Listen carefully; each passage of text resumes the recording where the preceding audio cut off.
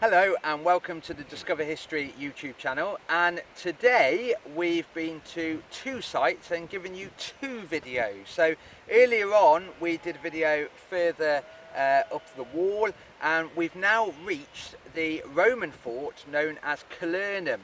Now we're going to go to Calurnum and have a better look round because it's one of our favourite sites on Hadrian's Wall later in the week.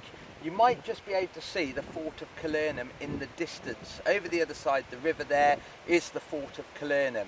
That big pile of stones on the opposite bank, by the way, is the bathhouse, the actual, the best bathhouse, I would say, on Hadrian's Wall, that was built for the soldiers within the fort of Calurnum, but also for the people of the area that was living in the Vicus, which is the little village that sprang up outside the fort, mainly for trade, but eventually there was pubs and all sorts over there as well. So we did our video further along the wall. We're down at Calurnum now, or Chesters as it's called today, and this bit of stone that we're stood next to is 2 meters wide. That's because this is Hadrian's Wall. Hadrian's Wall goes from at the top of the ridge behind the trees. It comes down to the fort of Calurnum, and then it begins here and travels beyond Ian with the camera, up the hill, over the ridge, and continues in that direction.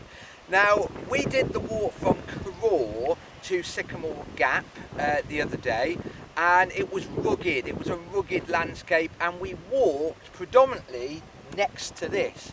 However, today we went from Carraw in the other direction, as we said in the other video, and unfortunately, because of the farms around here, most of the wall has vanished.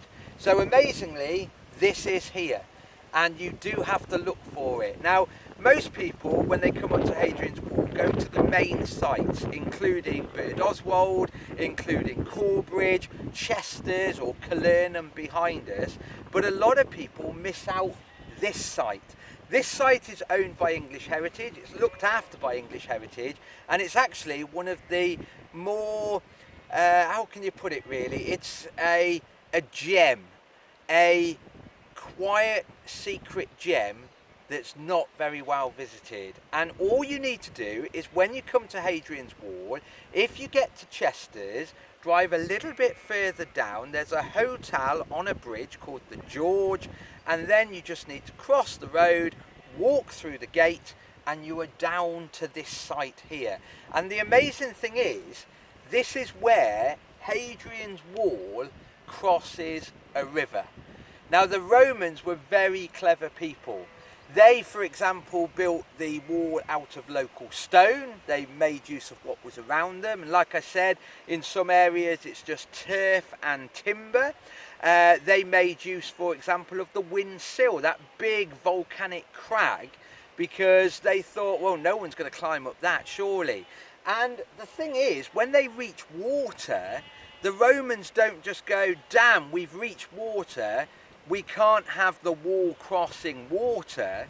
Well, you're very wrong, because the Romans decided, if there is a river to cross, as there is here, the north of the Tyne, or the North Tyne, then very simply we'll build a bridge and we'll build the wall on the bridge.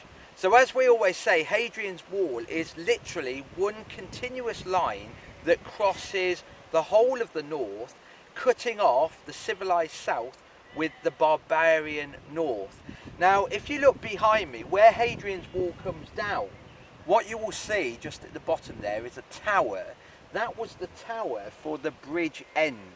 And that's where the bridge starts, and then the bridge cuts straight across. And if you can see it where the trees are, there is a small wooden platform. That's a viewing platform that you can see from the fort of Chesters or Calurnum, and that is where the bridge alignment went straight across. Now, this bridge that we're stood next to was built around about 160 to 165 AD.